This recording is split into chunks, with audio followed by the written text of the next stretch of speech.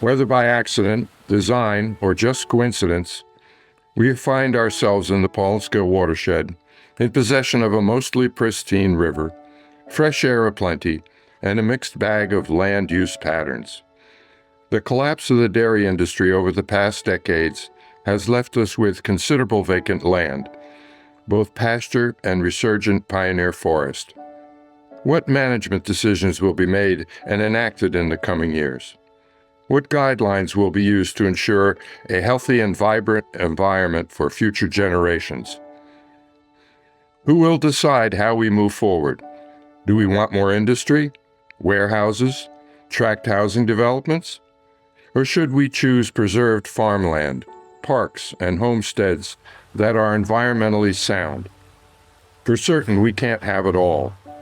We can make decisions that preserve what we value most: fresh air to breathe, clean drinking water from our wells, and land use patterns that guarantee open space. But much open space remains. Many forests and unique places have been protected. It is still possible to step aside from the tasteless roadside development along our highways and streets and be rejuvenated and enlightened by our natural wonders. The Paulins Kill Watershed has seen a renewed interest by many to enjoy a variety of recreational activities. Young and old now use the extensive network of former railroads as trails for hiking and biking. Starting in Newton, it is possible to take an uninterrupted trip on a well-maintained trail to the Delaware River. Except for the occasional road crossing, biking is a pleasure, free of automobile interference. Stocked by Fish and Wildlife of New Jersey, the river has become a destination for fly fishing for trout. The removal of several dams invite native shad to once again spawn in the Paulins Kill. The commercial flatboats of old have been replaced by the adventurous kayak and canoe enthusiasts. And most important, the water quality has remained exceptionally good.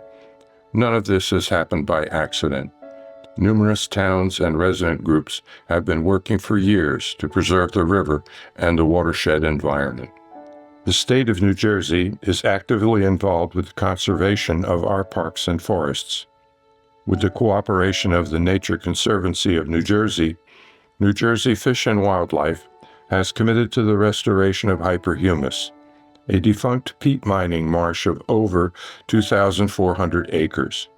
Channelized, drained, and mined for a century, no wetlands in the state has suffered more degradation than hyperhumus.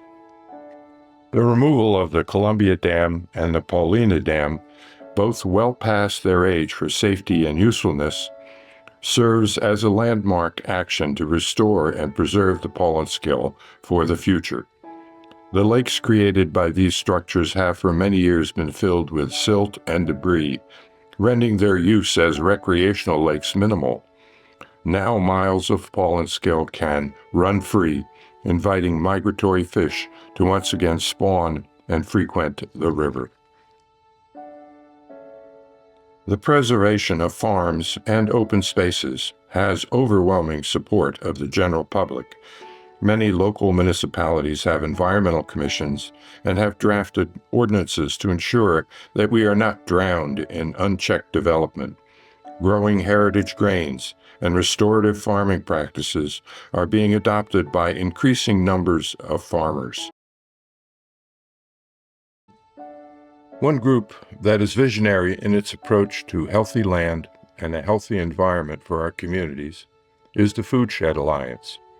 The accomplishments of the Alliance and its many programs, and its steadfast concern for the river valley and its environment, speaks for itself. The Food Shed Alliance is involved in watershed work because our mission is about a three-legged stool: food, farming, and the environment. So you can't have one piece without the other. What happens in the water is directly reflected in the soil and on the farm, and what happens on the farm and the soil is directly reflected on the water, so they work together. The Foodshed Alliance works for us all at the intersection of food, farming, and the environment, encouraging and taking deliberate actions to support and expand sustainable farming and development are the most significant initiatives of consequence to the health of the Paulins Kill. Recognizing that their policies focused on farming, food, and the environment support each other, the Alliance has added the Paulins Kill Watershed community to its initiatives.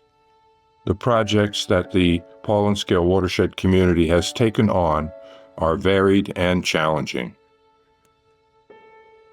Our community science for clean water projects are ongoing. Our trained volunteers collect both chemical and biological data to establish benchmarks of the current status of the Paulins Kill River. We monitor winter road salt levels at dozens of different sites throughout the watershed. In the spring and fall, our volunteers collect macroinvertebrate samples, since these living creatures are the best indicator of river health. Our floodplain forestry management activities are caring for more than 30,000 trees planted on the riverbanks. These trees will help reduce flooding hazards and cool the river, fostering a more natural ecosystem for trout and migratory fish. Our educational outreach program has developed and delivered an activity-based suite of lessons that enrich our students' understanding of their local environment.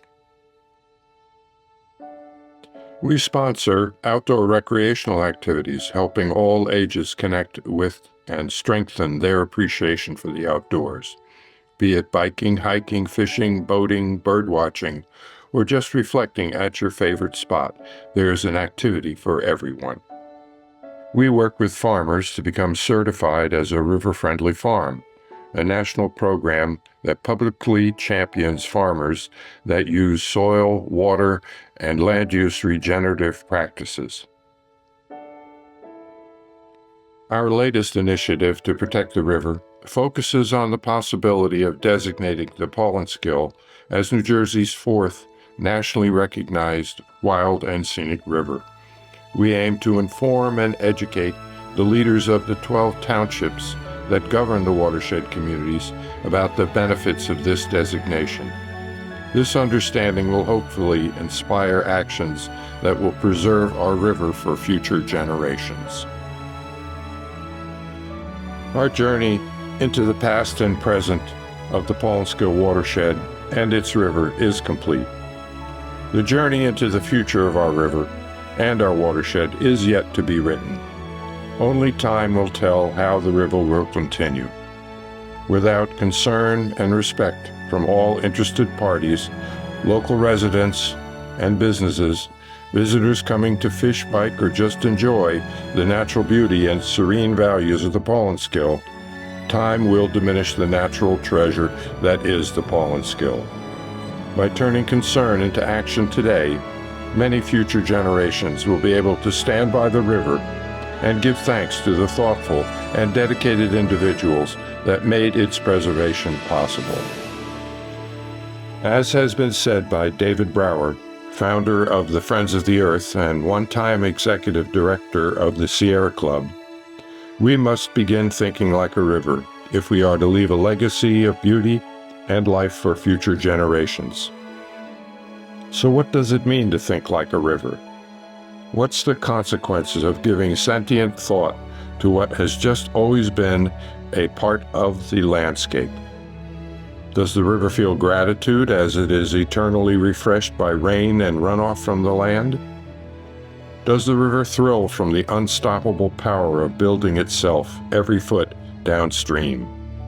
Does it have feelings of disgust and anxiety as unthinking people pour waste and toxic substances into its flow? Does it feel godlike as it fosters and parents an entire universe of living plants and animals?